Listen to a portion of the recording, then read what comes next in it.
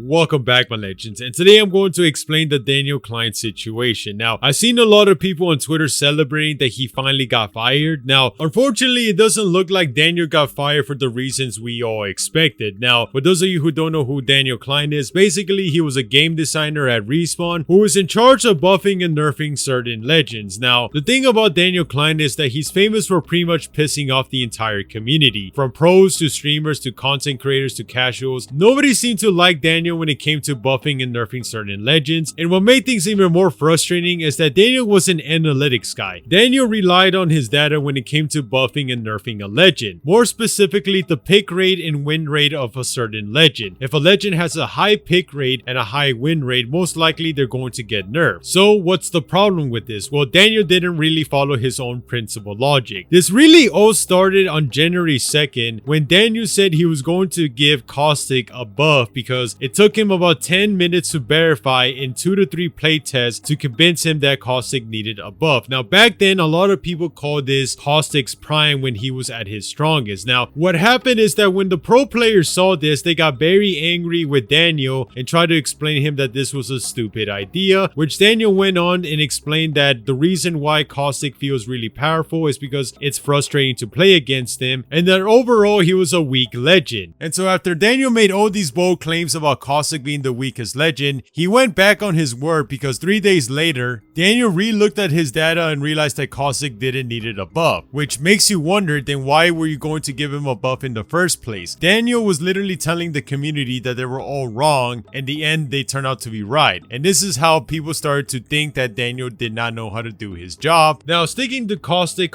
will be nerfed a few more times here and there, but it wasn't until the Chaos Theory Collection event, Caustic was nerfed to the point where he was basically useless. And what happened is that a lot of Caustic mains were mad at Daniel Klein because Daniel stated that when they nerf a legend, they tentatively give something back in return to balance it out. In this case, Caustic was just nerfed to the ground. What makes things even worse is that in the Reddit trend, even Daniel admitted that yeah, he must have gone overboard with the Caustic nerf, that it was a big swing. And to add irony to the situation, the very people that were complaining about Caustic being too powerful were now criticizing Daniel for nerfing Caustic to the ground. Now, somewhere in the future, somebody asked Daniel if they could remove the rebuy shield from Lifeline's drone because I guess it was annoying. Daniel said, sure. Why do we give her in return? Because that will gut her. And so Daniel looked like to be against the idea, but later on, we know what happened. They removed the shield. Now, to be fair, Lifeline in arenas having a shield would have been annoying, so it kind of makes sense why they did it. But again, because Daniel has established himself as somebody who goes back on his word, people found this very frustrating because a lot of people like Lifeline Shield. People just marked it up as another mistake by Daniel. Now, for those of you wondering what was his track record, well, what happened is that Daniel Klein has this attitude where if people tell him that he doesn't know how to balance a certain legend, he'll just basically tell you that you're wrong because he has the data and the analytics to prove that he's right. For example, the Wattson mains. Wattson mains have been wanting a buff for Wattson for a very long time, which Daniel was kind of against the idea, saying that she has the highest win rate and that she's actually really strong but boring to play against. Instead of Daniel realizing that maybe his numbers could be skewed because if there's like 10,000 Wraith mains and 7,000 of those die off the first 30 seconds, and if there's only 200 Wattson mains and they're all goated, of course Wattson's gonna have a higher win rate, are only the hardcore Wattson mains that perfected her movement and abilities. But of course, Daniel couldn't handle criticism, and he pretty much told these pros that they should do his job for a living for a few years before they tell other people how to do it. Now, this is really funny because Daniel was telling a guy who plays literally the game more than him that he's just wrong. And there lies the problem. Daniel wanted to prove that he was right without showing us any proof at all because he has the data and we don't. And so as you can see, there's more to it, but it kind of made Daniel look like a giant douche. And so because of this, people have made Twitter threads of everything Daniel has said and gone back on his word, his contradictions, his hypocrisy. And basically, this is the reason people were happy when they heard that he was now fired. Now, did Daniel Klein get fired because of his job performance? No, unfortunately he didn't. Daniel Klein looks like he got fired because of statements he made back in 2007 that were racist and sexist. Now, is Daniel the same person he was 14 years ago? No, he's not. I believe he's a completely changed person based on what he tweets now. And the reason I'm bringing this up is because you would think they would have fired Daniel for the way way he's handled balancing the legends. But no, they fire him for his racist and sexist comments that he said about 14 years ago. So that's kind of the simplified story of the whole Daniel situation. It looks like they didn't really fire him for the way he's handled the game balancing for the legends. No, it looks like they got rid of him so that way he's not a liability and a distraction in the future, which is kind of a backstabby thing for them to do. But hey, that's just EA Respawn. I wish Daniel good luck in the future and to be a bit nicer to the fans. And yeah, my legends, that'll do it for this video, and I'll see you all next time. Peace.